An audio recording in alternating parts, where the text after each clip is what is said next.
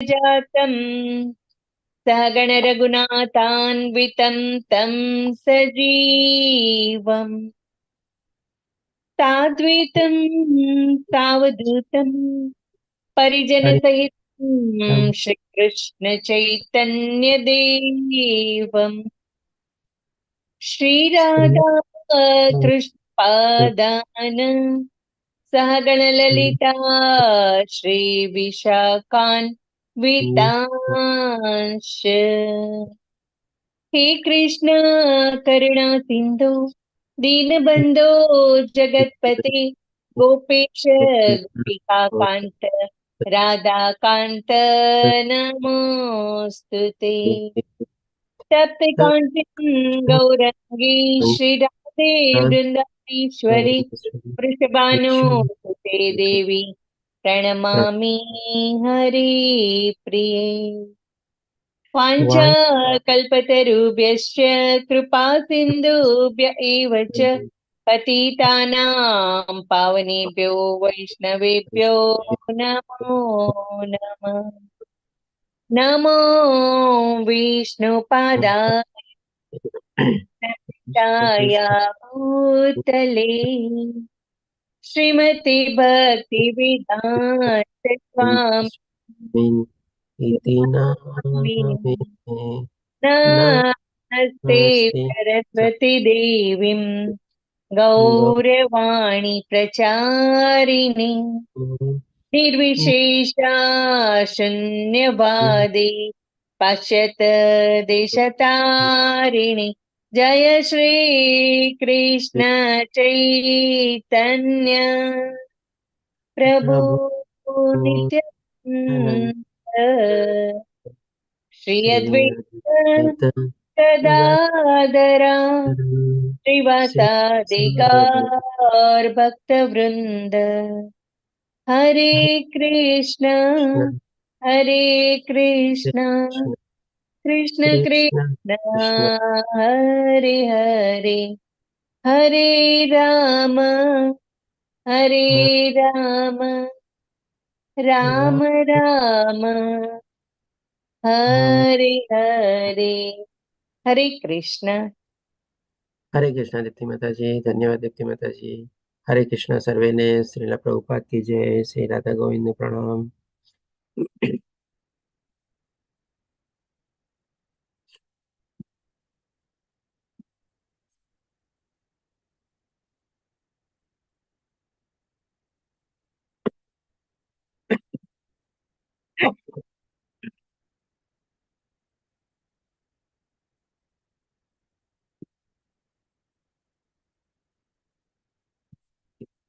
આજે આપણે લેશું શ્રીમદ ભગવદ ગીતાનો 13મો અધ્યાય, જેનું નામ છે ક્ષેત્રજ્ઞ વિભાગ્યો. આમાં ભગવાન શ્રી કૃષ્ણ આપણને પ્રકૃતિ વિશે જણાવશે, સાથે આપણું શરીર કેવા અલગ અલગ તત્વોનું બનેલું છે એ આપણને જણાવશે.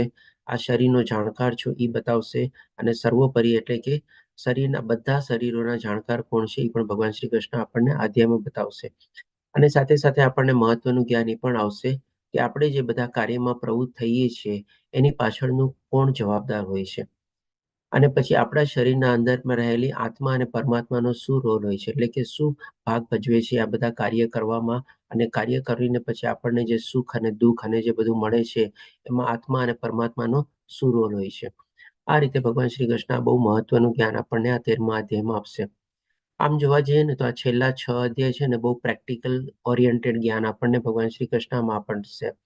કારણ કે પહેલા 6 અધ્યાયમાં જોઈએ આપણે કે આપણને કર્મયોગનું જ્ઞાન મળી ગયું, પછી આપણને જ્ઞાન યોગ મળી ગયો, પછી આપણને ધ્યાન યોગ મળી ગયો, પછી 7માથી લઈને 12મા અધ્યાય સુધીમાં ભગવાન શ્રી કૃષ્ણ અલગ અલગ જગ્યાએ આપણને બધા અધ્યાયમાં આપણે કહી શકીએ કે ભક્તિનું ઇમ્પોર્ટન્સ કેટલું બધું જે છે એ આપણને બતાવે છે કે ડેફિનેટલી આપણે જો ભગવાનને પ્રાપ્ત કરવા હોય તો ભગવાનની ભક્તિમાં આપણે પ્રવૃત્ત થવું જોઈએ. અને એના સંદર્ભમાં ભગવાન શ્રી કૃષ્ણ આપણને પોતાનો વૈભવ બતાવે છે, પોતાનું ઐશ્વર્ય બતાવે છે, પોતાનું વિશ્વરૂપ દર્શન બતાવે છે, પોતે કેવી રીતે આ સૃષ્ટિનું સર્જન કર્યું એ આપણને બતાવે છે, મરતી વખતે પણ કેવી રીતે આપણે ભગવાનને યાદ રાખવું જોઈએ એ આપણને બતાવે છે, 9મા અધ્યાયમાં ભગવાન શ્રી કૃષ્ણ તેના ભક્તોનું કેવી રીતે રક્ષણ કરે છે, એની કેવી રીતે જરૂરિયાત પૂરી પાડે છે, એ બધું બી બતાવે છે. એટલે કે કોઈ માણસ સુકામે ભગવાનની ભક્તિમાં પ્રવૃત્ત થાય એના સંદર્ભમાં જેટલા બી કારણો છે બધી ચીજો ભગવાન શ્રી કૃષ્ણ આપણને 7માંથી લઈને 12મા અધ્યાયમાં બતાવી દે છે. એટલે કે કોઈ પણ એવું રીઝન નથી કે આપણે ભગવાનની ભક્તિમાં પ્રવૃત્ત ન થઈએ. જો કોઈ માણસ એવું રીઝન ગોતવા બી જાય ને તો ક્યાંય એને મળશે નહીં એવું રીઝન. આ બધું જ્ઞાન આપણને ભગવાન શ્રી કૃષ્ણ 7થી લઈને 12મા અધ્યાયમાં આપે છે. એટલે કે એક રીતે જોવા જોઈએ તો આખા ભગવદ્ ગીતાના 18 અધ્યાયને આપણે 3 ભાગમાં જો ડિવાઈડ કરીએ તો પેલા 6 અધ્યાયમાં છે ને આપણે થિયોરિટિકલ જ્ઞાન બધું આપણે સમાયેલું છે. બીજા 6 અધ્યાયમાં આપણે શું કરવાનું છે આપણા જીવનના મનુષ્ય જીવન લક્ષ્ય પ્રાપ્ત કરીને એ ભગવાને આપણને બતાવ્યું છે કે ભગવાનની ભક્તિ કરવાની છે. કેવી રીતે કરવાની છે એ પણ આપણને બધું સરસ રીતે સમજાવી દીધેલું છે ભગવાનના સાકાર રૂપમાં. હવે આ ભગવાન છે ને છેલ્લા 6 અધ્યાયમાં ભગવાન આપણને કહે ને કે પ્રેક્ટિકલ જ્ઞાન આપશે. જેમ આપણે કોઈક સાયન્સ સબ્જેક્ટ લીધે હોય, ક્લાસરૂમમાં આપણે આખું થિયોરેટિકલ જ્ઞાન લઈ લઈએ, પછી આપણને આપણા ટીચર કેમ આપણને લેબોરેટરીમાં લઈ જાય અને લેબોરેટરીમાં બધા એક્સપેરિમેન્ટ ને બધું કરાવે કે જે થિયોરીમાં આપણે ચોપડીમાં વાંચ્યું હોય એ જ આપણે એક્સપેરિમેન્ટ રૂપે આપણે એને લેબોરેટરીમાં જોઈએ. તો ડેફિનેટલી ભગવાન આ બધું જે જ્ઞાન અત્યાર સુધી આપણને જે બતાવ્યું એ આ 6 અધ્યાયમાં પ્રેક્ટિકલી આપણે આ કેવી રીતે જીવનમાં રહીને, આ સંસારમાં રહીને, આ ભૌતિક પ્રકૃતિમાં રહીને આપણે એને કેવી રીતે આચરણમાં મૂકવાનું છે એ ભગવાન શ્રી કૃષ્ણ આપણને આ છેલ્લા 6 અધ્યાયમાં બતાવશે. એટલે આમ જોવા જઈએ ને તો આ છેલ્લા 6 અધ્યાયનું પણ મહત્વ એટલું જ છે આપણે, કારણ કે આમાં આપણને પ્રેક્ટિકલી જ્ઞાન આપણને બધું મળશે. 13મા અધ્યાયમાં આપણને શરીર વિશે જ્ઞાન આપશે, કર્મ પાછળનું કારણ શું છે એ બધું બતાવશે, જેમ આપણે આગળ જાણ્યા. 14મા અધ્યાયમાં ભગવાન શ્રી કૃષ્ણ આપણને બતાવશે કે આ ત્રિગુણી માયામાંથી આપણે કેવી રીતે બહાર નીકળવાનું. પછી 15મા અધ્યાયમાં પુરુષોત્તમ યોગમાં ભગવાન શ્રી કૃષ્ણ આપણને બતાવશે કે કેવી રીતે આપણા શરીરમાં રહીને ભગવાન શ્રી કૃષ્ણ આપણા બધા શરીરના અલગ અલગ સિસ્ટમોનું બધું સંચાલન કરે છે. સાથે સાથે આપણને એ પણ જ્ઞાન આપશે કે ભાઈ આપણે મનુષ્ય જીવન તરીકે આપણે કેવી રીતે આ ભૌતિક દુનિયાથી વિરક્તિ કેળવવાની છે અને એ વિરક્તિ કેળવીને આપણને શું લાભ મળે છે એ પણ ભગવાન શ્રી કૃષ્ણ આપણને બતાવશે. અને સાથે સાથે 15મા અધ્યાયમાં ભગવાન શ્રી કૃષ્ણ આપણને પણ કહેશે કે કેવી રીતે પોતે સર્વોચ્ચ, સર્વોત્તમ અને સર્વોપરી છે અને એના ધામ વિશે બી આપણને બતાવશે. 16મા અધ્યાયમાં આપણે જેમ અત્યારે કલયુગમાં જીવીએ છીએ તો આપણને ઘણા બધા એવા અસુરોનો સામનો કરવો પડે. આપણા ડે ટુ ડે લાઈફમાં બધા આપણને ભક્તો ન મળે, ઘણા બધા આપણને એવા વિપરીત સ્વભાવવાળા માણસો મળે, તમોગુણીવાળા માણસો મળે. તો એની પરખ શું છે એ પણ ભગવાન શ્રી કૃષ્ણ આપણને બતાવશે કે એવા માણસોને આપણે કેવી રીતે ઓળખી શકીએ, પારખી શકીએ કે જેથી કરીને આપણે એનાથી દૂર રહી શકીએ અને આપણે એના સંગમાં આપણે વધારે ન પ્રવૃત્ત થઈએ. આ બધું ભગવાન શ્રી કૃષ્ણ આપણને 16મા અધ્યાયમાં દૈવાસુર સંપદ વિભાગ યોગમાં આપણને બતાવશે. અને 17મા અધ્યાયમાં પણ બહુ સરસ મજાનું મહત્વનું જ્ઞાન આપશે કે આપણે ભગવાન પ્રત્યે આપણી શ્રદ્ધા જે છે એ કેવી રીતે વિકસાવી શકીએ. કયા કયા અલગ અલગ તત્વો જે છે જેમાં આપણી શ્રદ્ધા વેચાયેલી હોય છે અને જન્મતાની સાથે જ આપણે કેવી રીતે શ્રદ્ધાથી યુક્ત હોઈએ છીએ અને પછી જેમ જેમ આપણે વિકાસ કરીએ છીએ તો એ શ્રદ્ધા આપણી કેવી રીતે આગળ જઈને બિલ્ડઅપ થાય છે. આ બધું ભગવાન શ્રી કૃષ્ણ આપણને 17મા અધ્યાયમાં શ્રદ્ધાત્રય વિભાગ યોગમાં કહેશે. અને 18મા અધ્યાયમાં એટલે કે ઉપસહાર છેલ્લા અધ્યાયમાં ભગવાને જે આપણને બીજા અધ્યાયથી 17મા અધ્યાય સુધીમાં જે જ્ઞાન આપશે એ બધું 18મા અધ્યાયમાં શોર્ટ આપણને ફાસ્ટ એકદમ રિવિઝનના રૂપે બી આપણને સમજાવશે અને થોડું ઘણું મહત્વનું અગત્યનું જ્ઞાન પણ એમાં 18મા અધ્યાયમાં આપશે.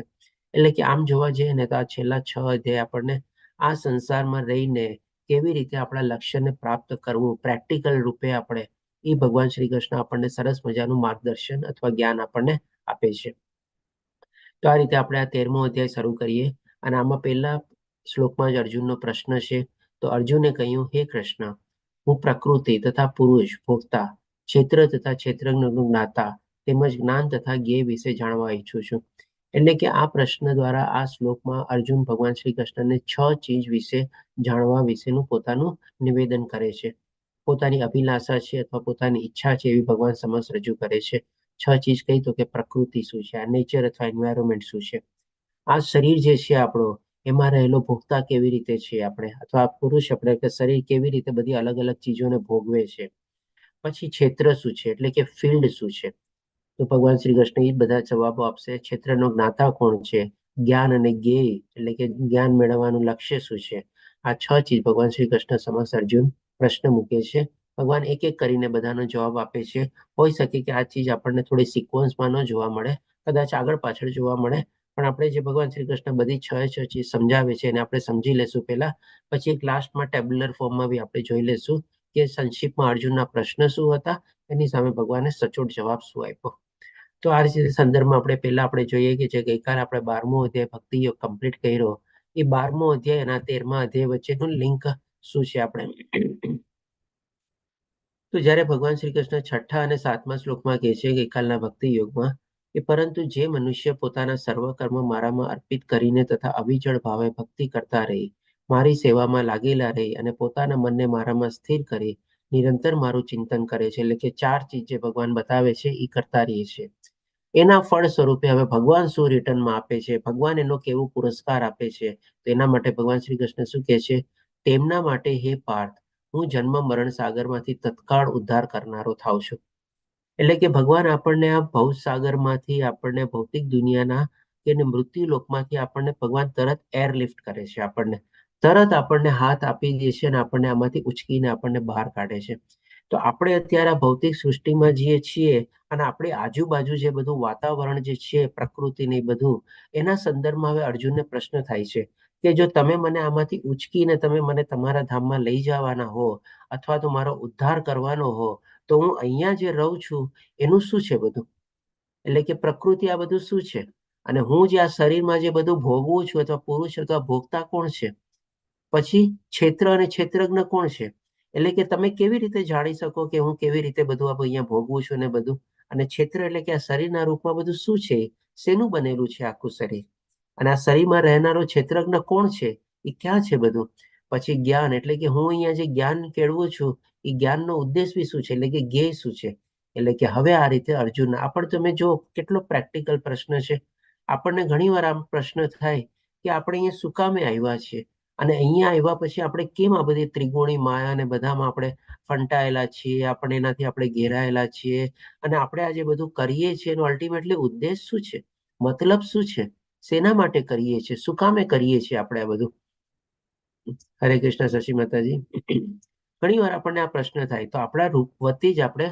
અર્જુન આ બધા પ્રશ્ન પૂછે છે આપણું આ જે શરીર જે છે નાશવંત જ છે તો પછી આ શરીર શેનું બનેલું છે શું કામ આ બધું શરીર પીડા સુખ દુઃખ તકલીફો પ્રોબ્લેમ ને બધું ભોગવી રહ્યો છે આપણે બધું જ્ઞાન મેળવીને આપણે શું કરવાનું છે તો હવે આ રીતે અર્જુનના જે 6 પ્રશ્ન છે આપણે જોઈએ કે જે આપણી સાથે સંકળાયેલા છે આમ તો બીજા શ્લોકમાં ભગવાન શ્રી કૃષ્ણ જવાબ આપવાનો શરૂ કરે છે પૂર્ણ પુરુષોત્તમ પરમેશ્વર બોલ્યા હે કુંતી પુત્ર આ શરીર ક્ષેત્ર કહેવાય છે ક્ષેત્ર એટલે કે ફિલ્ડ એટલે કે ટાઈપનું માની લો એગ્રીકલ્ચર ફિલ્ડ કે એવું ખેતર કે આપણું કંઈક લઈએ આ શરીર જે છે એ જ આપણું ક્ષેત્ર છે આવી રીતે ભગવાન શ્રી કૃષ્ણ સ્પષ્ટ કરે છે પછી બીજો જવાબ આપે છે અને જે આ ક્ષેત્રને જાણનારો છે તેને ક્ષેત્રજ્ઞ કહેવાય છે એટલે કે જે આ શરીરને જાણી જાય છે એ ક્ષેત્રજ્ઞ કહેવાય છે તમે કહેશો કે આપણા શરીરને કોણ વધારે સારી રીતે જાણી શકે કે ભાઈ આપણે માની લો કોઈ તકલીફ બકલીફ થઈ હોય તો આપણે ડોક્ટર પાસે જઈએ ને તો શું ડોક્ટર આપણા શરીરને સારી રીતે જાણે છે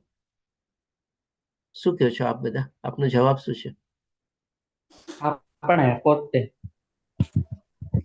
ના નહીં જાણી શકીએ આપણે ઓકે બરોબર તો શરીરને જાણનાર છે ને આપણે પોતે છીએ સૌથી પહેલા હવે આપણે પોતે કોણ છીએ આપણે જાણી ગયા છે કે આપણે પોતે અલગ શરીરથી અલગ છીએ અને આપણી પહેચાન શું છે કે ભગવાનના અંશ રૂપે આપણે આત્મા તરીકે છીએ કોમલ માતાજી કહે છે કે નો વન સર ઓકે ડેફિનેટલી એ રીતે કોમલ માતાજીનો પ્રશ્ન બરાબર છે કે કોઈ ડોક્ટર કે કોઈ આપણે શરીરને ન જાણી શકે ફક્ત અને ફક્ત આપણે જ જાણી શકીએ અને આપણે કોણ છે તો કે આપણી અંદર રહેલો આત્મા જે છે એ આપણા શરીરને જાણી શકે તો આજ ભગવાન શ્રી કૃષ્ણ બતાવે છે કે આ શરીર આપણું ક્ષેત્ર છે અને જે ક્ષેત્રનું જાણનાર છે એને ક્ષેત્રજ્ઞ કહેવાય હવે ક્ષેત્રને જાણનારો કોણ છે એ ભગવાને હજી નથી કીધું આપણને પણ જેને જાણનારો એને ક્ષેત્રજ્ઞ કહેવાય હવે ભગવાન શ્રી કૃષ્ણ ત્રીજા શ્લોકમાં કહે છે એ ભારત એ જાણવું જોઈએ કે હું પણ શરીરનો જ્ઞાતા છું અને આ શરીર તથા તેના જ્ઞાતાને જાણી લેવાને જ જ્ઞાન કહેવામાં આવે છે એ મારું મંતવ્ય છે એટલે કે અહીંયા હું એટલે કોણ તો કે ભાઈ પૂર્ણ પુરુષોત્તમ પરમેશ્વર આ પૂર્ણ પુરુષોત્તમ પરમેશ્વર બોલી રહ્યા છે અને એ કહે છે કે શરીરનો જાણકાર પેલા એની અંદર જે રહેલો જે આત્મા જે છે એ છે અને બધા શરીરોનો જાણકાર તરીકે હું પણ બધાનો જ્ઞાતા છું આ રીતે ભગવાન શ્રી કૃષ્ણ બતાવે છે કે બધા શરીરોનો જ્ઞાતા છું અને ભગવાન શ્રી કૃષ્ણ સમરાઇઝ તરીકે એ પણ કહે છે કે જે આ ચીજ જાણી લે છે શરીર અલગ છે શરીરનો જ્ઞાતા અલગ છે અને બધા શરીરના જ્ઞાતા એટલે કે સર્વોપરી જ્ઞાતા તરીકે પૂર્ણ પુરુષોત્તમ પરમેશ્વર બી અલગ છે આ 3 ચીજ અલગ જે સમજી જાય એને ભગવાન શ્રી કૃષ્ણ કહે છે કે આને જ્ઞાન કહેવાય છે અને એ જ મારું મંતવ્ય છે તો જેમ અહીંયા એક પિક્ચર આપેલું છે ને આપણે જેમ કે માની લો આ બધા અલગ અલગ ટાઈપના બધા શરીરો હોય છે અને શરીરની અંદર શું છે આત્મા રહેલો છે. અને અહીંયા જે એક બીજું પિક્ચર આપેલું છે ને, આ શું વર્ણવે છે કે ભાઈ શરીરની અંદર આત્મા ઉપરાંત પરમાત્માનો પણ વાસ છે. કારણ કે અહીંયા ભગવાને બતાવ્યું ને કે શરીરોનો જ્ઞાતા હું પણ છું. એટલે આપણા શરીરની અંદર આત્મા અને પરમાત્મા બંને એક સાથેનો વાસ રહેલો છે. એટલે કે એ અહીંયા જે રીતે વર્ણવેલું છે આ પિક્ચરમાં, એક જે જ્ઞાતા જે છે એટલે કે આપણી અંદર રહેલો જે આત્મા જે છે ને, એ આ બધા પ્રકૃતિના સાથે સંસર્ગમાં આવીને બધાનો ઉપભોગ કરે છે. એટલે એને સુખ દુઃખ ને આ બધું થાય છે આપણે. અને આ જે બીજો પરમાત્મા જે છે ને, એ ખાલી જોયા કરે છે. ડેફિનેટલી આ અત્યારે કદાચ નહીં સમજાય, પણ આપણે આ 13મા અધ્યાયમાં જ્યારે આગળ વધશું ને, ભગવાન આ ચીજ જ આપણને એકદમ સ્પષ્ટ રીતે કહેશે. એટલે મેં કીધું ને શરૂઆતમાં કે કદાચ હોઈ શકે આ જવાબ આપણને સિક્વન્સમાં ન મળે, આમ તેમ આગળ પાછળ મળશે, પણ લાસ્ટમાં આપણે જેને જોશું કે ભગવાને બધાના જવાબ એકદમ સરસ રીતે આપણને સમજાવેલા છે.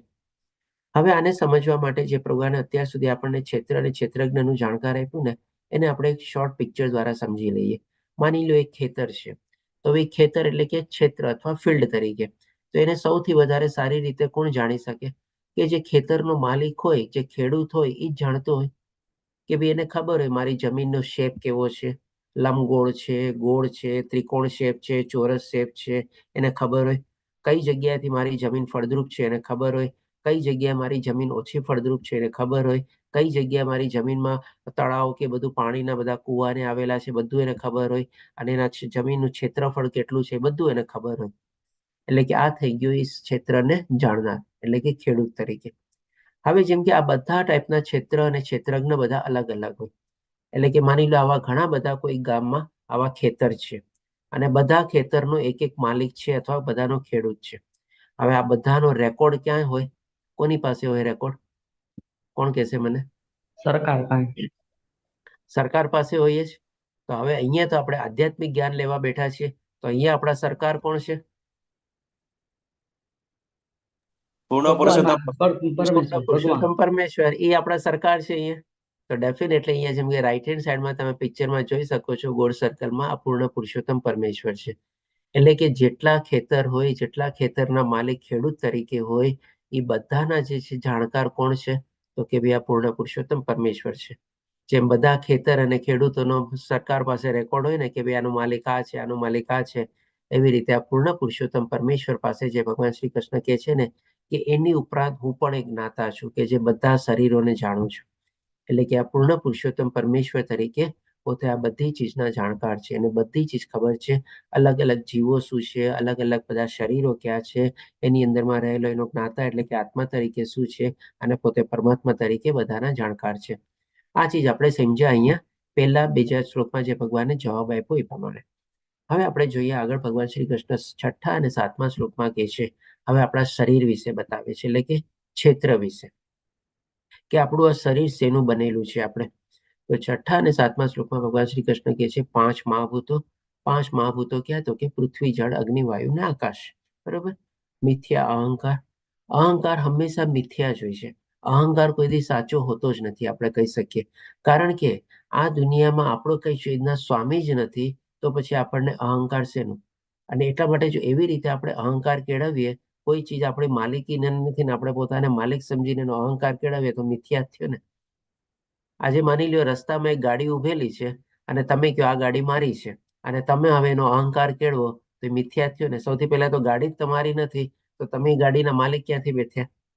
અને એના પ્રત્યે તમે જે અહંકાર કેળવો છો એ ખોટો જ થયો ને. એટલે અહંકાર કોઈ દી નોર્મલી સાચો હોતો જ નથી, હંમેશા મિથ્યા જ અહંકાર હોય છે. બુદ્ધિ એટલે કે આપણું વિઝડમ. પછી અવ્યક્ત એટલે કે આ જે ત્રિગુણી માયા જે છે અવ્યક્તના રૂપમાં છે, આપણને દેખાતી નથી ત્રિગુણી માયા. એની એક બંડલ ઓફ પેકેજ તરીકે આવે છે, એના અંદર 3 ગુણો રહેલા છે. પછી 10 ઇન્દ્રિયો એટલે કે એમાં 5 જ્ઞાનેન્દ્રિયો અને 5 કર્મેન્દ્રિયો, તથા મન એટલે કે મન ઉપરાંત આપણે 5 ઇન્દ્રિયોના વિષયો. ઇન્દ્રિયોના વિષયો એટલે કે ભાઈ આંખને જોવું, કાનને સાંભળવું, ત્વચાને સ્પર્શ કરવો વગેરે. હવે આમાં એક પ્રશ્ન ઊભો થાય આપણને કે ઇન્દ્રિયના વિષયો તો જે છે આપણા શરીરની બહાર હોય છે, તો પછી ભગવાન શ્રી કૃષ્ણ ઇન્દ્રિયના વિષયોને આપણને શરીરની સાથે શું કામ સંકલન કરે છે? પેલા આપણે આ બધું જોઈ લઈએ, પછી આપણે એને બી સમજશું. પછી અહીંયા ભગવાન શ્રી કૃષ્ણ કહે છે તો અહીંયા સુધી તમે કાઉન્ટ કરજો તો ટોટલ 24 ચીજ થાય છે. 5 મહાભૂતો, છઠ્ઠું એ અહંકાર, 7મું બુદ્ધિ, 8મું પ્રકૃતિ, 8 ને 10 18 આપણી ઇન્દ્રિયો બધી, કર્મેન્દ્રિયો અને જ્ઞાનેન્દ્રિયો, 19મું મન અને 5 ઇન્દ્રિયોના વિષયો. આ 24 તત્વોનું જે છે ને એ ભગવાન શ્રી કૃષ્ણ કહે છે આપણું શરીર બનેલું છે. હવે આ જે શરીર શું ભોગવે છે બધું, અથવા તો શું એની અંદર બધી ઈચ્છાઓ થાય છે, તો કે કંઈક ને કંઈક મેળવવાની ઈચ્છા થાય, મળી જાય તો એને સુખ મળે, ન મળે તો દુઃખ થાય, બીજાનું જોઈને એને દ્વેષ ભાવના જાગે, પછી કોઈક ને કોઈકની સાથે કોન્ટેક્ટમાં આવે, સંઘાતમાં આવે, અને એની સાથે એની ચેતના. અહીંયા ચેતનાનો મિનિંગ આપણે જીવાત્મા નથી, પણ અહીંયા ચેતનાનો મિનિંગ શું છે? આપણે ફિલિંગ છે. આપણે જેમ કોઈકની સાથે સંગાતમાં આવીએ તો આપણને થાય ને કે હા જો કેટલું સરસ એને જ્ઞાન છે, આપણને કેટલી આમ સારી અનુભૂતિ થાય, આપણને આપણે એકબીજા સાથે ફિલિંગ ને બધું આપણે શેર કરીએ, એટલે કે ચેતનાનો મિનિંગ અહીંયા ફિલિંગ થાય છે, આપણી લાગણી અધર સેન્સમાં આપણે કહી શકીએ. અને ધૈર્ય એટલે કે પેશન્સ જાળવવી અને શાંત રહેવું ને બધું. અને આ તમે જુઓ તો આ 7 ચીજ છે. તો આ 7 ચીજને ભગવાન શ્રી કૃષ્ણ શું તરીકે વર્ણે છે? આને સર્વેને સંક્ષેપમાં કાર્યના ક્ષેત્ર તથા તેમની આંતરક્રિયાઓ વિકાર કહેવામાં આવે છે. એટલે કે માની લો 24 તત્વો દ્વારા, શરીર દ્વારા આપણે, એટલે કે ક્ષેત્ર એટલે શરીર થઈ ગયું, અને ક્ષેત્રી શરીર કંઈક ને કંઈક કાર્યોમાં પ્રવૃત્ત થયો આપણે આ 24 તત્વોના પ્રમાણે. હવે કંઈક ને કંઈક કાર્યમાં પ્રવૃત્ત થયો તો એના રિએક્શન રૂપે આપણને આ 7 ચીજમાંથી કોઈ પણ એક ચીજ આપણને રિટર્નમાં મળે. તો એને ભગવાન શ્રી કૃષ્ણ 7 ચીજને શું વર્ણવે છે? તો કે ભાઈ આંતરક્રિયાઓ અથવા વિકાર. હવે આંતરક્રિયાઓ કોની આંતરક્રિયાઓ થઈ? તો કે આપણું શરીર, પછી આપણી પ્રકૃતિના સંસર્ગમાં આવ્યા, એ પ્રકૃતિના સંસર્ગમાં આવીને આપણે જે કાર્યમાં પ્રવૃત્ત થયા, એ કાર્યમાં પ્રવૃત્ત થયા પછી આપણને જે રિએક્શન મેળવી, આ ચારેય જણનું એક કેમિકલ રિએક્શન બન્યું આપણે કહી શકીએ. એટલે કે એને આંતરક્રિયાઓ ભગવાન શ્રી કૃષ્ણ એવી રીતે વર્ણવે છે. અને આ આંતરક્રિયાઓને ભગવાન શ્રી કૃષ્ણ સંક્ષિપ્તમાં કહે છે કે વિકાર છે આપણે. એટલે કે હવે તમે જુઓ કેટલી સરસ રીતે આપણે ભગવાને આપણી બોડીની અથવા શરીરની, અને જે આપણે જે કહીએ સુખ દુઃખ આ તે બધું જે ભોગવીએ છીએ એને કેરીક સરસ આમ કે આખું કેમિકલ રિએક્શનના રૂપમાં આપણને બતાવી દીધું.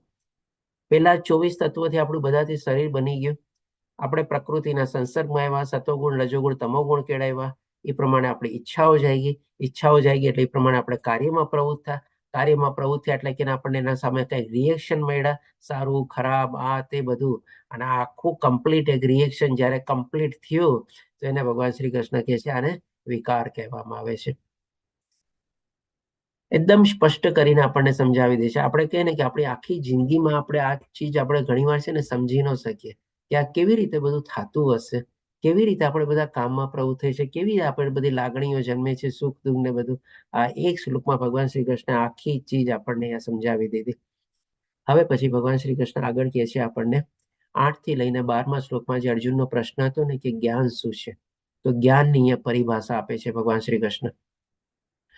અહીંયા ટોટલ 20 ગુણો બતાવે છે: વિનમ્રતા, દંભવિહીનતા, અહિંસા, સહિષ્ણુતા, સરળતા, સદગુરુનો આશ્રય, પવિત્રતા, સ્થિરતા, આત્મસંયમ, ઇન્દ્રિય તૃપ્તિના વિષયોનો ત્યાગ, મિથ્યા અહંકારનો અભાવ, જન્મ મૃત્યુ જરા વ્યાધિના અનિષ્ટની અનુભૂતિ, વૈરાગ્ય, બાળકો પત્ની ઘર તથા વસ્તુઓની મમતામાંથી મુક્તિ, અનુકૂળ તથા પ્રતિકૂળ ઘટનાઓ પ્રત્યે સમભાવ, મારા પ્રત્યે નિરંતર અનન્ય ભક્તિભાવ, એકાંતવાસની ઈચ્છા, સામાન્ય જનસમૂહથી અલિપ્ત હોવું, આત્મ સાક્ષાત્કારના મહત્વનો સ્વીકાર અને પરબ્રહ્મની તાત્વિક શોધ. તમે કાઉન્ટ કરજો, ટોટલ 20 ચીજ થાય છે. આપણે આ બધી 20 ચીજને ભગવાન શ્રી કૃષ્ણ કહે છે આ બધાને હું જ્ઞાન તરીકે ઘોષિત કરું છું, ડિક્લેર કરું છું. અને આના સિવાય જે કંઈ છે તે અજ્ઞાન છે. હવે આપણને પ્રશ્ન થાય અહીંયા કે ભાઈ અચ્છા હા, એક આપણે ગઈકાલ ઓલામાં શ્લોકમાં ભૂલી ગયા હતા ને એક ચીજ કવર કરવાનું, સોરી, કે આ જે 5 ઇન્દ્રિયોના વિષયો જે છે એ તો આપણા શરીરની બહાર છે. તો એ ભગવાન શ્રી કૃષ્ણ આમાં શું કામે ગણાવે છે 24 તત્વોમાં? આના સંદર્ભમાં કોઈ જવાબ આપી શકે આપણને?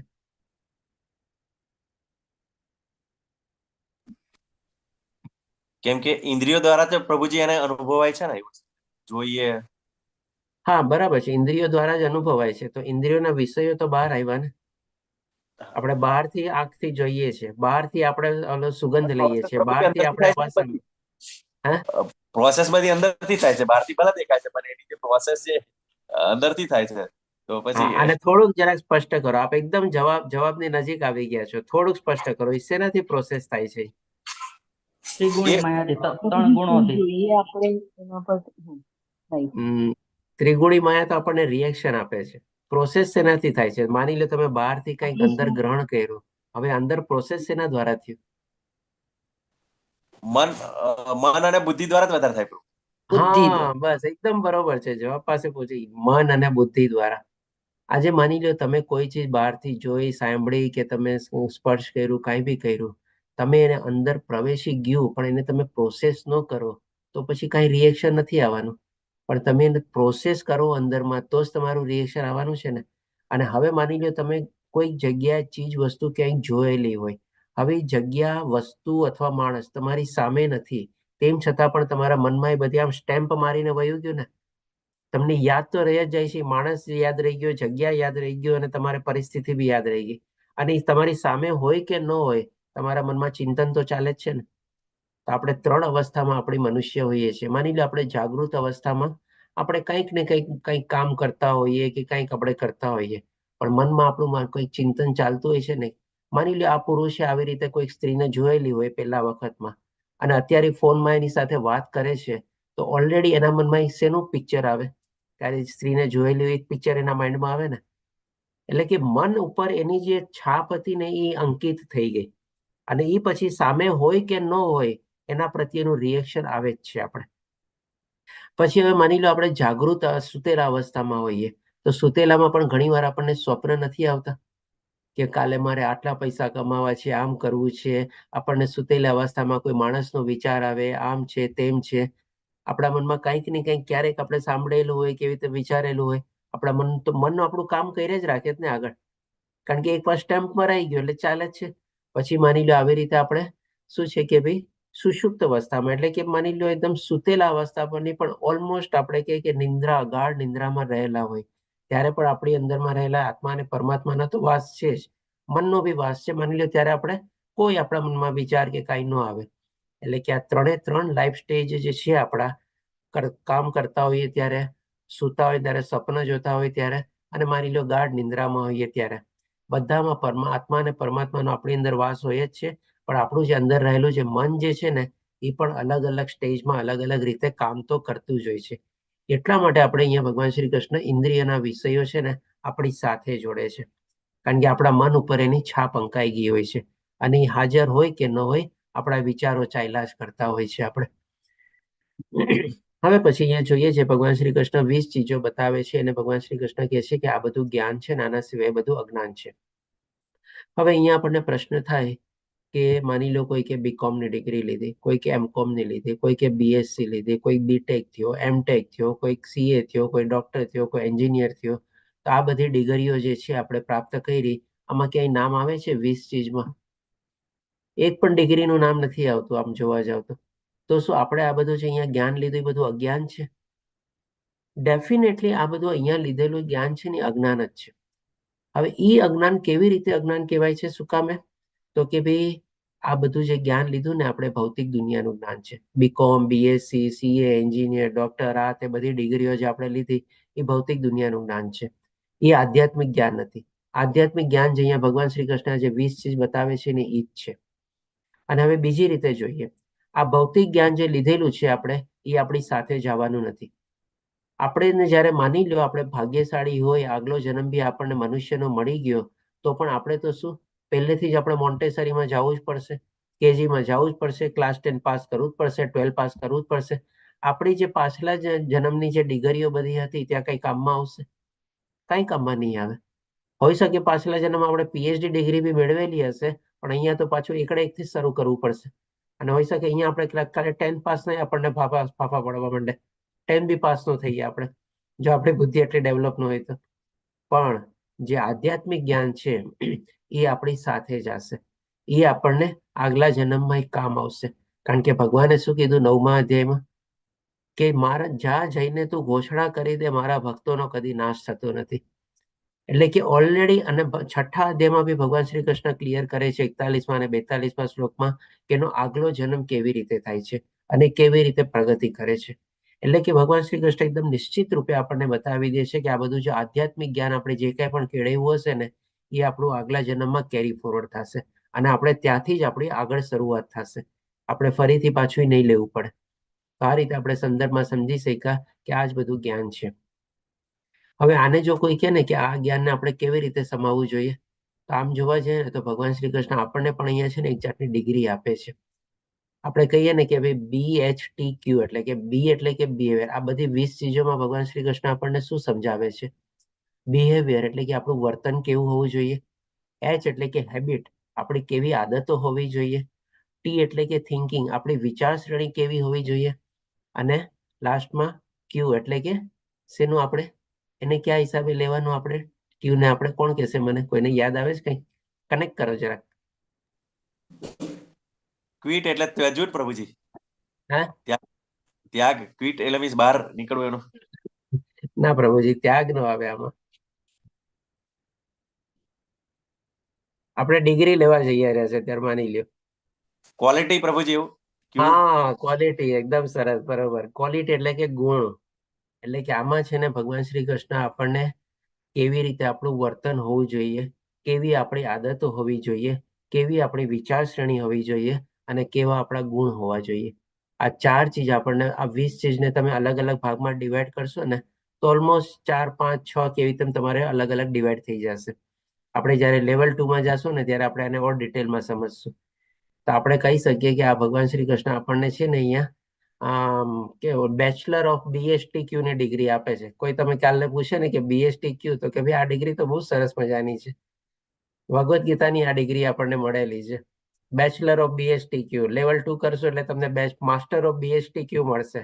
લેવલ 5 કરશો એટલે તમે PhD ઓફ BSTQ થઈ જશો. તમારું વર્તન, તમારી આદતો, તમારી વિચારસરણી, તમારા ગુણો કેવા હોવા જોઈએ, આ બધું ભગવાન શ્રી કૃષ્ણ આપણને આ 20 ચીજમાં સમાવી દે છે. હવે પછી આપણે જોઈએ, આ થોડુંક આપણે પ્રેક્ટિકલ સાઈડમાં જોયું આ બધું ચીજ. તો 13મા શ્લોકમાં હવે કહે છે કે હવે હું જ્ઞેય વિશે કહીશ. એટલે કે આ બધું જ્ઞાન મેળવવાનું લક્ષ્ય એટલે કે જ્ઞેય એનું શું કામે છે, શું કામ આપણે આ જ્ઞાન મેળવવું જોઈએ? કે જે જાણીને તું બ્રહ્મનું નિત્ય આસ્વાદન કરી શકીશ. આ બ્રહ્મ અથવા આત્મા અનાદિ છે. ડેફિનેટલી અનાદિકાળથી ભગવાન શ્રી કૃષ્ણ પુરુષોત્તમ છે તથા મારે આધીન છે. કેવી રીતે ભગવાનના આધીન રહેલું છે આપણને 7મા અધ્યાયમાં સરસ રીતે ઓલી મોતીને માળાના એક્ઝામ્પલ દ્વારા આપણને સમજાવેલું છે. અને 9મા અધ્યાયમાં પણ ઓર આપણને ક્લિયર કરેલું છે. તે આ ભૌતિક જગતના કાર્યકરણથી પર છે. એટલે કે ડેફિનેટલી ભગવાન એનાથી પરે છે. આ ચીજ પણ આપણને 9મા અધ્યાયમાં આપણે આ ડિટેલમાં સમજી ગયા હતા. હવે પછી ભગવાન શ્રી કૃષ્ણ આનો આપણને બતાવે છે કે 20મા શ્લોકમાં કહે છે કે ભૌતિક પ્રકૃતિ તથા જીવોને અનાદિ સમજવા. એટલે કે આ જે પ્રકૃતિ, જે ત્રિગુણી માયા જે છે ને એ પણ અનાદિકાળથી છે. કોઈ કે નવી બનાવેલી નથી આપણે.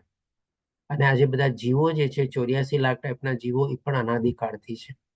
એવું નથી કે ભાઈ કોઈક ને કોઈક આપણી થિયોરી ચાલે છે ને કે ભાઈ પેલા માણસ પેલા બંદર હતો, બંદરમાંથી પછી આસ્તે આસ્તે ઇવોલ્યુશન થયું, જેમ કે કોઈ ડાર્વિનની થિયોરી કે એવું કંઈક છે, તેના સંદર્ભમાં પછી કેવી રીતે માણસ બન્યા એ બધું વર્ણવે છે.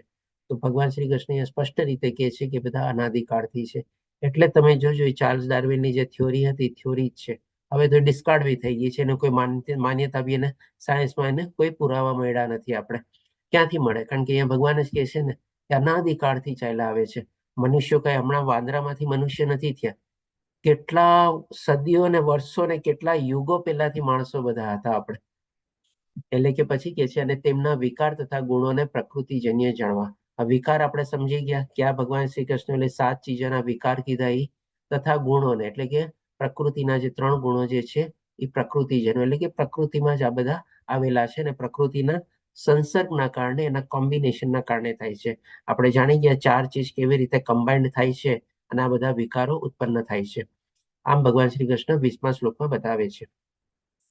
હવે ભગવાન શ્રી કૃષ્ણ 21મા શ્લોકમાં કહે છે પ્રકૃતિ સર્વ ભૌતિક કારણો તથા કાર્યોનો હેતુ કહેવાય છે. આ ચીજ ભગવાને ઓલરેડી આપણને 3જા અધ્યાયમાં સમજાવેલી હતી જ્યારે કર્મયોગ લીધો ને ત્યારે, કે આપણે પોતાની જાતને કરતા માની બેસીએ છીએ, પણ આ બધા કાર્યો કોના કારણે થાય છે? તો કે ત્રિગુણી માયાના પ્રભાવ હેઠળ થાય છે. અને એ જ આપણને કાર્ય કરવા માટે પ્રવૃત્ત કરે છે. આપણે એમાંથી પ્રવૃત્ત થઈએ છીએ અલગ અલગ આપણા સતોગુણ, રજોગુણ, તમોગુણ કેળવીને. બધાની કારણનું પાછળ એનું કારણ શું છે? તો કે આ ત્રિગુણી માયા છે. એ જ ભગવાન શ્રી કૃષ્ણ ફરીથી આપણને સમજાવે છે કે બધા જે ભૌતિક કાર્યોના એટલે કાર્યમાં જે આપણે પ્રવૃત્ત થઈએ છીએ એના કારણ રૂપી કોણ છે? તો કે આ ત્રિગુણી માયા છે. જે ગુણોમાં મનુષ્ય જીવતો હોય એ પ્રમાણે એની ઈચ્છા કેળવે. ઈચ્છા કેળવીને અલગ અલગ પછી અંદરમાં એનું પ્રોસેસિંગ થાય, જે પ્રમાણે કીર્તિ પ્રભુજી કીધું ને, મન અને બુદ્ધિ દ્વારા એનું પ્રોસેસિંગ થાય અને પ્રોસેસ કર્યા પછી ડિસાઈડ કરે કે મારે હવે કાર્યમાં આગળ વધવું કે ન વધવું, પાછા પડવું કે ગતિ વધારવી કે ગતિ ધીમી કરવી, બધું પછી ડિસાઈડ કરે. અને આ બધી પાછળનું કારણ શું? તો કે ત્રિગુણી માયા. અને જીવ એટલે કે પુરુષ આ જગતમાંના વિવિધ સુખો તથા દુઃખો ભોગવવાનું કારણ કહેવાય છે. એટલે કે અર્જુનનો પ્રશ્ન શું હતો કે હું શરીર અને ભોગતા વિશે જાણવા માંગુ છું. તો ભગવાને શરીરનું આખું બતાવી દીધું.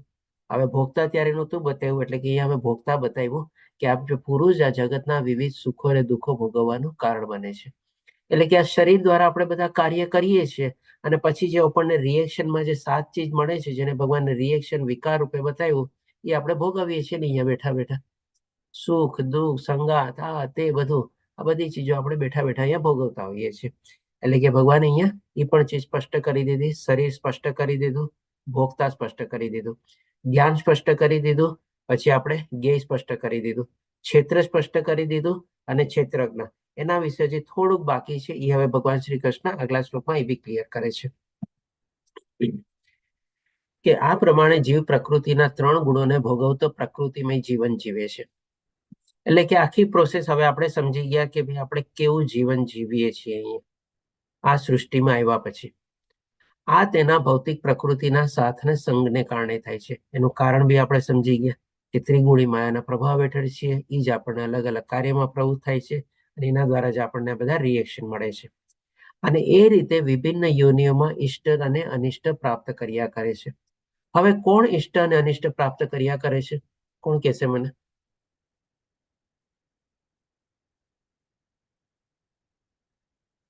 હરે કૃષ્ણ.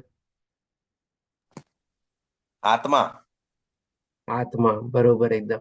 તો હવે પ્રશ્ન એ ઉભો થાય કે આપણે શરીર દ્વારા કાર્ય કરીએ છીએ, કાર્ય કરવાનો પાછળ ત્રિગુણી માયા જે છે આપણે એ થાય છે, એનો ભોગતા આપણે આ પ્રમાણે શરીર બધું અલગ અલગ ચીજો ભોગવે છે. તો પછી આત્મા તો ક્યાંય વચ્ચે આવી નહીં. તો હવે આત્મા કેમ અનિષ્ટ અને ઇષ્ટ પ્રાપ્ત કરે છે? આનો જવાબ શું?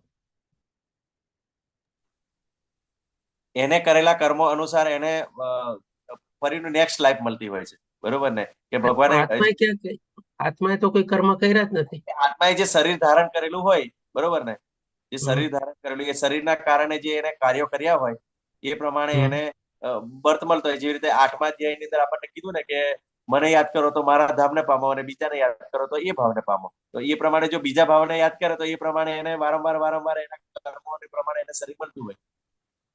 ઓકે, બરાબર છે, આપની વાત એકદમ સાચી છે. પણ આત્માને શું કામે? આત્મા તો ક્યાંય વચ્ચે આવી જ નથી આમ જોવા જાવ તો. 3 તત્વોથી ઓલો મન બુદ્ધિ ને અહંકાર સૂક્ષ્મ શરીરથી. સૂક્ષ્મ શરીર, ઓકે. હજી કોઈ બીજો જવાબ આપણી પાસે? આત્મા શું કામે આ બધું ઇષ્ટ અને અનિષ્ટ ભોગવે છે? એનું કારણ શું? પ્રભુજી કારણ એ છે કે એને જે ભગવાનનું કીધું માનતો નથી એટલે ભોગવે છે બધા.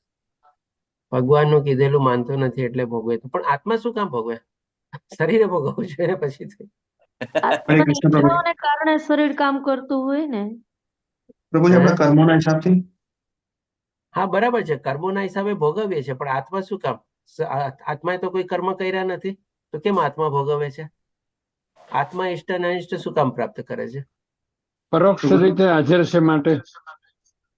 પરોક્ષ તરીકે હાજર છે. થોડા ઘણા પાસે છો આપણે જવાબના. હજી કોઈ બીજો જવાબ? થોડુંક ચિંતન કરો. એટલે પ્રભુજી કે ભગવાન તો સાથે જ હોય ને, તારે એનો બધું એનો હિસાબ કિતાબ બધો હાથ જ રાખતા હોય, બરોબર? શું કરે છે? હા, ભગવાન હિસાબ રાખે છે, બધું બરાબર છે. તો પછી આત્માને શું કામ સજા આપે છે, અથવા આત્માને સારું શું કામ આપે છે? પણ એ તો ભગવાનનું કામ જ છે ને કે એને મીન્સ જે કર્મ કર્યા છે એના ગુણો પ્રમાણે એને બીજો જન્મ આપવો, એ તો ભગવાનનું કામ છે. શરીર નાશવંત છે એટલે કર્મો કર્યા પછી શરીર તો નાશ પામી જાય છે, પણ આત્મા છે એ કર્મોના પ્રમાણે એનું નેક્સ્ટ જન્મ લે છે. એટલા માટે એને જે પણ આપણે ભોગ કર્યા છે, ઈષ્ટ કે અનિષ્ટ કાર્યો કર્યા છે, એ આત્મા કેરી ફોરવર્ડ કરે છે નેક્સ્ટ લાઈફ માટે. ઓકે, બરોબર. ચાલો, ઓકે, બરાબર છે. પણ આપણને એ પ્રશ્ન ઘણી વાર એમ થાય ને કે ભાઈ આત્માએ હું કામ બધું આ ભોગવવું પડે? એટલે પ્રભુજી જ્યાં સુધી આ પ્રકૃતિના જે ભૌતિક જગતની અંદર છે ત્યાં સુધી એની જોડે જે સૂક્ષ્મ શરીર એની જોડે સાથે જતું હોય છે. એટલે એના પ્રમાણે એને એવું સિચ્યુએશન મળતી હોય છે, એટલે ભગવાનની ઈચ્છાથી મળતી હોય છે. તો મેન તો એ જ કારણ છે, પણ હવે તમે બતાવી દો. ઓકે, ના ચાલો, આપણે બધા બહુ સારા પ્રયત્ન કર્યા છે, જવાબ સારા જ હતા.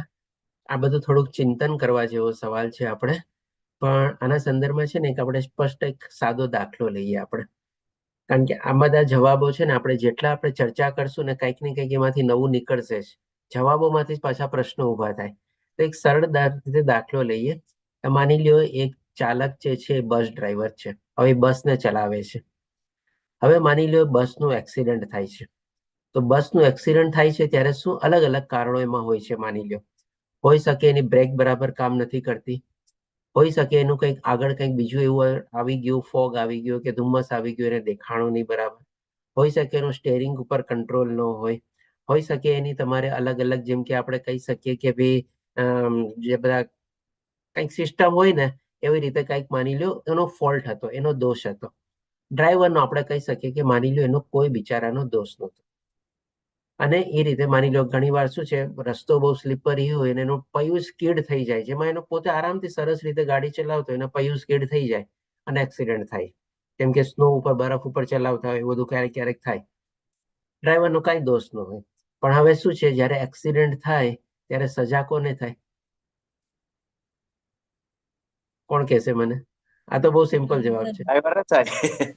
ડ્રાઈવરને થાય ને. ડ્રાઈવર જ ઉપર જ બધી નોંધણી થાય ને કે ભાઈ તારા લાયસન્સમાં આવી રીતે રેડ માર્ક આવી જશે, આમ છે તેમ છે, આવી રીતે આમ થયું બધું થયું અને ડ્રાઈવરને બિચારાને સજા થઈ આપણે. તો આ એકચ્યુઅલી છે ને આપણા શરીરની અંદર આત્મા બેઠેલો છે ને એ ડ્રાઈવર છે. બસ એ આપણા શરીરને ચલાવે છે. આપણે કહી શકીએ કે ફ્યુલ પૂરું પાડે છે. આપણે બળતણ જે જોવે ને શરીરને ચલાવવા માટે એ બળતણ પૂરું પાડે છે આપણે. અને પરમાત્મા જે આપણી શરીરની અંદર બેઠેલા છે ને આ બધું જોયા કરે છે. આપણે આ જ અધ્યાયમાં જોશું કે પરમાત્માનો રોલ શું છે અને શરીરનો પણ રોલ શું છે, કે શરીર આ કેવી રીતે ચલાવે છે, જે 34મા શ્લોકમાં ભગવાન શ્રી કૃષ્ણ આપણને ક્લિયર કરે છે. હરે કૃષ્ણ પ્રભુજી. આ- થાય હરે છે હરે કૃષ્ણ. તો પેલું જે આપણે જે મીન્સ ઇન્દ્રિયોનો જે રથ જોયો હતો બરોબર ને, એની અંદર જે આત્મા તો મુસાફિર હતો બરોબર ને, અને જે મીન્સ બુદ્ધિ એ ડ્રાઈવર હતા બરોબર ને. તો બુદ્ધિ એટલે મીન્સ એનો એ અર્થ એ થયો ને કે બુદ્ધિને જો પરફેક્ટ કરીએ તો જ આત્મા પછી મીન્સ આ જન્મ મૃત્યુમાંથી અટકી શકે. બરોબર, સિમ્પલ. આમાં બી એવું જ આવ્યું પાછું રિટર્ન થાય. હરે કૃષ્ણ. ઓકે, હા, એ રીતે સેન્સમાં થોડુંક લઈ શકીએ. પણ અહીંયા જેમ આપણે લઈએ છીએ ને કે ભાઈ આત્માને શું કામે આ ઇષ્ટ અને અનિષ્ટ પ્રાપ્ત કરવું પડે છે, તો એનો ડ્રાઈવર તરીકેનો રોલ થઈ જાય છે. બસ ડ્રાઈવરના નામે જ બધી નોંધણી થાય ને એના નામે જ કેસ બધા રજીસ્ટર થાય અને એને જ એક્સિડન્ટ થયું છે એ બધું થાય કે નહીં. આપણે અહીંયા આત્માને જ એટલા માટે ઇષ્ટ અને અનિષ્ટ બધું પ્રાપ્ત કરવું પડે છે, કારણ કે આ શરીર દ્વારા જ આપણે બધા અલગ અલગ કર્મોમાં એમાં પ્રવૃત્ત થઈએ છીએ અને એ પ્રમાણે આપણે એનું ભોગવીએ છીએ.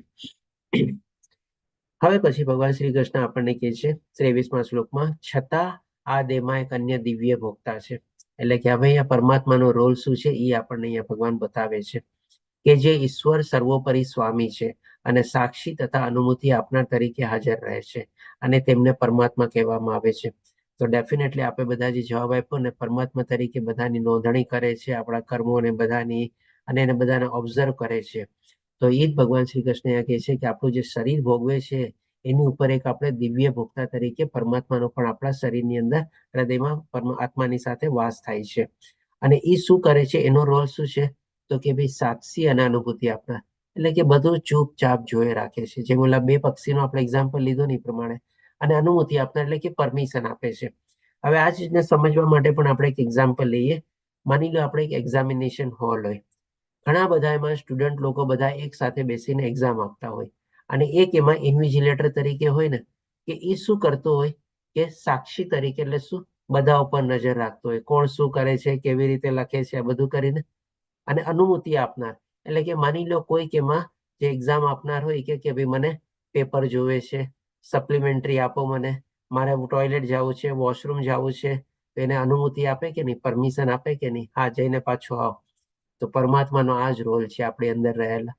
આપણે જે કાંઈ પણ કરીએ છીએ ને બધું એઝ અ ઇન્વિજિલેટર તરીકે બધી ચીજોની નોંધણી કરે છે, બધી ચીજો જોવે છે અને આવી રીતે ક્યારેક આપણે ભગવાન પાસે કોઈ પરમિશન માંગીએ તો ભગવાન એમાં તથાસ્તુ કરે છે. એટલે કે આમ ભગવાન શ્રી કૃષ્ણ બતાવે છે આપણને કે પરમાત્મા તરીકે આપણા હૃદયમાં જે એમનો વાસ છે એનું કામ શું છે અથવા એનો રોલ શું છે. આમ ભગવાન શ્રી કૃષ્ણ અહીંયા કહે છે કે એ રીતે તેને પરમાત્મા કહેવામાં આવે છે. હવે અહીંયા સુધી આપણે જોઈએ તો ભગવાને બધા સવાલોના જવાબ આપી દીધા. હોઈ શકે જે પ્રમાણે સિક્વન્સ નથી મેન્ટેન થઈ પણ ડેફિનેટલી બધી ચીજો ક્લિયર કરી દીધી. તો પ્રકૃતિ કોણ છે? તો કે આ ભૌતિક પ્રકૃતિ જે આપણે જાણી ગયા. પછી પુરુષ એટલે કે ભોગતા તરીકે કોણ? તો કે આનંદ માણનારો એટલે કે જે વિકારો ને બધું બતાવ્યું એ ભગવાને કીધું. પછી ક્ષેત્ર કોને કીધું? તો કે આ શરીર જે છે એનું ક્ષેત્ર છે આપણે. પછી આપણે ક્ષેત્રજ્ઞ કોણ છે? તો કે શરીરમાં રહેનાર આત્મા ક્ષેત્રજ્ઞ છે. અને આવા બધા ક્ષેત્ર અને ક્ષેત્રજ્ઞને જાણનાર સુપર ક્ષેત્રજ્ઞ કોણ છે? તો કે પરમાત્મા તરીકે. પછી જ્ઞાન શું છે એ આપણને ભગવાને બતાવ્યું. ક્ષેત્ર અને ક્ષેત્રજ્ઞની સમજને પ્રિલિમિનરી જ્ઞાન બતાવ્યું અને એના ઉપરની ભગવાને આપણને 20 ચીજો બતાવી. આ 9 થી લઈને 12મા શ્લોકમાં એને કીધું કે આ જ્ઞાન છે, આના સિવાય બધું અજ્ઞાન છે. અને આ જ્ઞાનનું લક્ષ્ય શું છે? તો કે ભાઈ પરમાત્માને પ્રાપ્તિ કરવાનું. આપણે જે આપણા અંદરમાં રહેલા છે એને જ આપણે પ્રાપ્ત કરવાના છે, એને જ આપણે મેળવવાના છે. એટલે કે આ રીતે ભગવાન શ્રી કૃષ્ણે અર્જુનના બધા પ્રશ્નોનો જવાબ આપ્યો. હવે ભગવાન શ્રી કૃષ્ણ 27મા શ્લોકમાં કહે છે, એ ભરતવંશીઓમાં શ્રેષ્ઠ એમ જાણી લે કે ચલ તથા અચલ જે કંઈ તને અસ્તિત્વમાં દેખાઈ રહ્યું છે તે બધું કાર્ય ક્ષેત્ર તથા ક્ષેત્રજ્ઞનો સંયોગ માત્ર છે.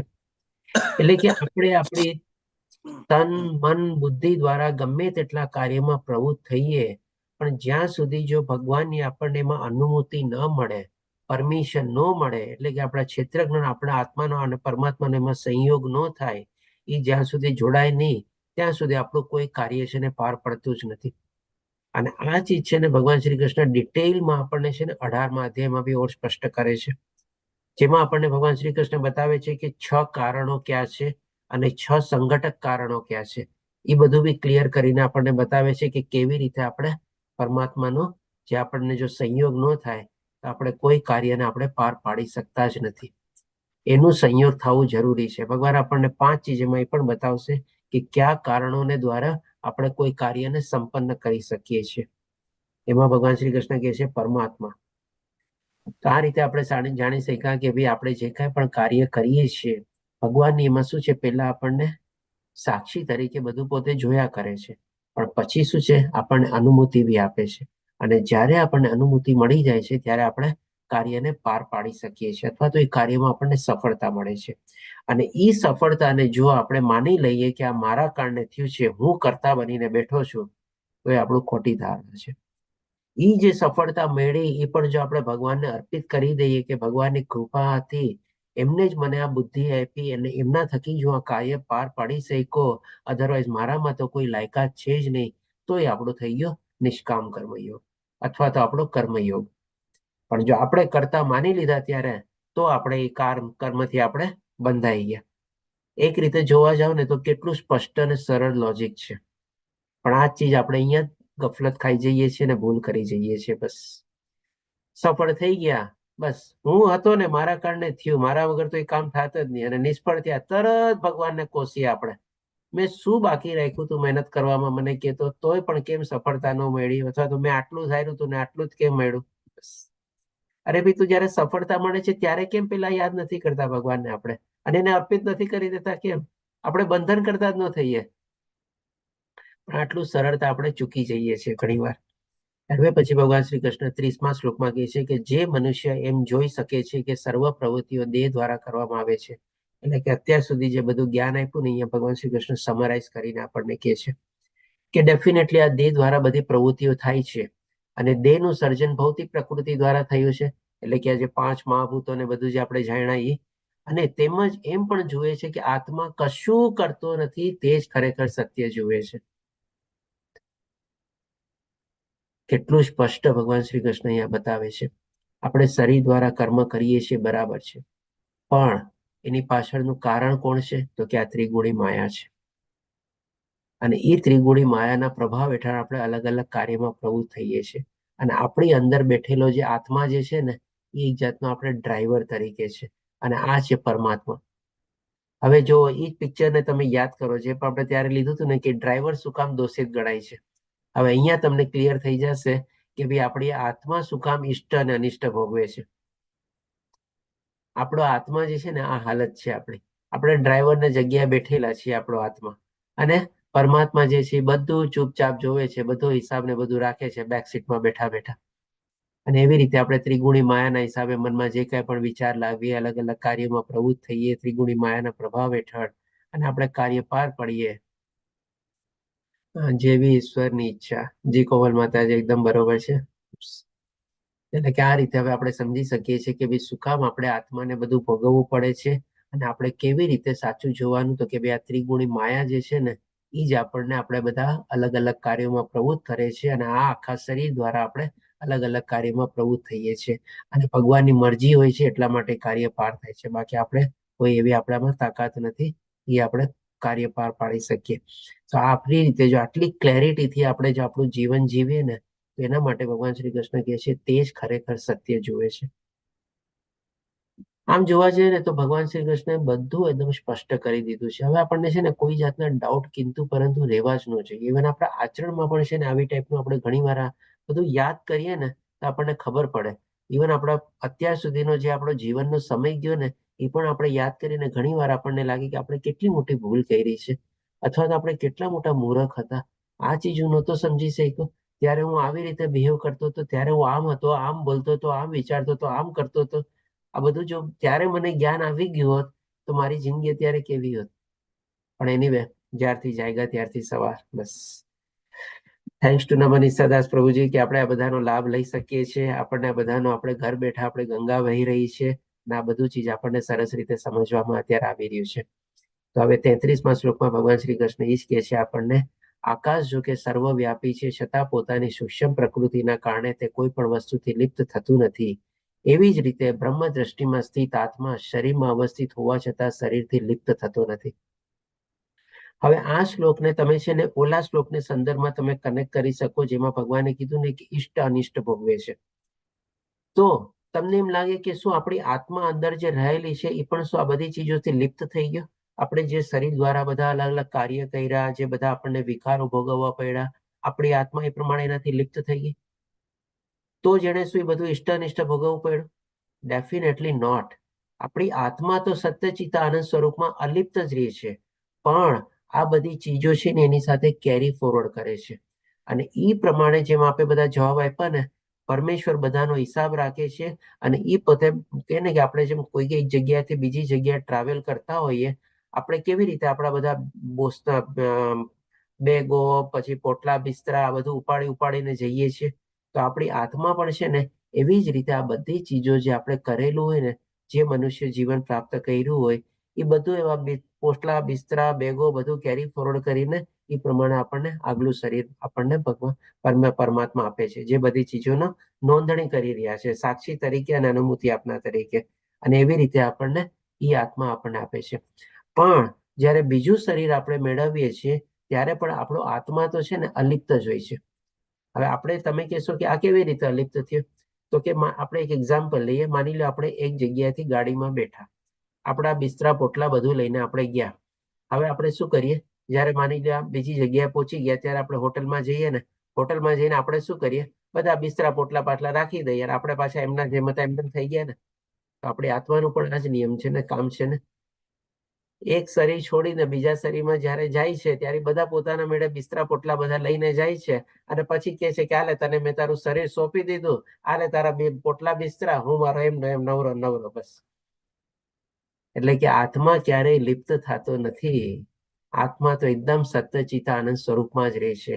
એટલે કે એવી જ રીતે બ્રહ્મ દ્રષ્ટિમાં સ્થિત આત્મા શરીરમાં અવસ્થિત હોવા છતાં શરીરથી લિપ્ત થતો નથી.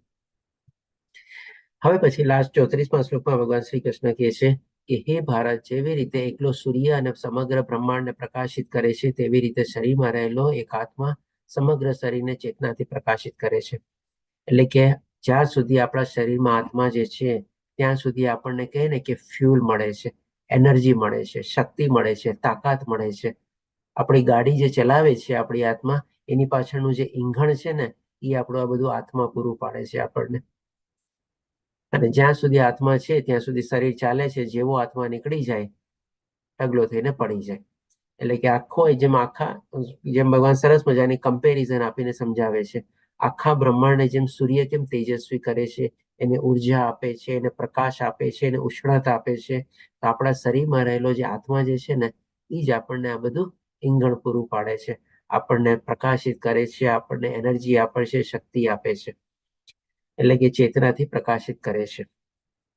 હવે છેલ્લા શ્લોકમાં ભગવાન શ્રી કૃષ્ણ 35મા શ્લોકમાં કહે છે કે જે મનુષ્ય જ્ઞાનના નેત્રોથી શરીર તથા શરીરના જ્ઞાતા વચ્ચેના ભેદને જુએ છે.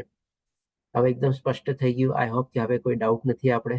અને ભૌતિક પ્રકૃતિના બંધનમાંથી મુક્ત થવાની પ્રક્રિયાને પણ જાણે છે. કારણ કે આ જે બધું શરીર કાર્યમાં પ્રવૃત્ત થાય છે એનું કારણ શું જાણી ગયા આપણે? ત્રિગુણી માયા છે. એના કારણે તો આપણે બધા વિકારો ભોગવવા પડે છે. તો આપણે અલ્ટિમેટલી આપણો ગેમ શું થયો, ઓબ્જેક્ટિવ કે ભાઈ આપણે આ ત્રિગુણી માયામાંથી બહાર નીકળવાનું. તો એના માટે પછી ભગવાન શ્રી કૃષ્ણ કહે છે કે તેઓ પરમ ધ્યેયની પ્રાપ્તિ કરે છે. હવે આ ત્રિગુણી માયામાંથી કેવી રીતે બહાર નીકળવાનો જેની પ્રક્રિયાને પણ જાણે છે. આના સંદર્ભમાં હવે આપણે કાલનો જે 14મો અધ્યાય જે છે ગુણત્રય વિભાગ્યો, એમાં ડિટેલમાં ભગવાન શ્રી કૃષ્ણ આપણને બતાવશે. પેલા ત્રણેય ગુણોનું આપણને વિશ્લેષણ કરીને બતાવશે.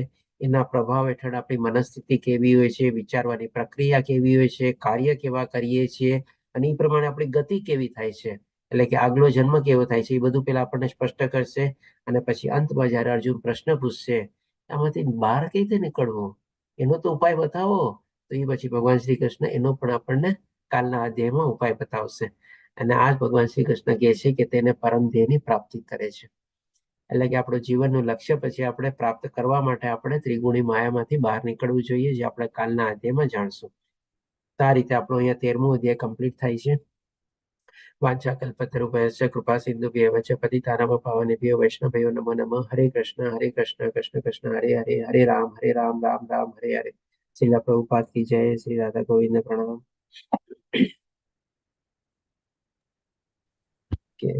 જે મહેશ પ્રભુજી આપનો હેન્ડ રેઝ છે, પૂછી શકો છો. હા પ્રભુજી, મારે કેટલું ક્લેરિફિકેશન કરવું છે અમુક બાબતોનું. જી. આત્માને શા માટે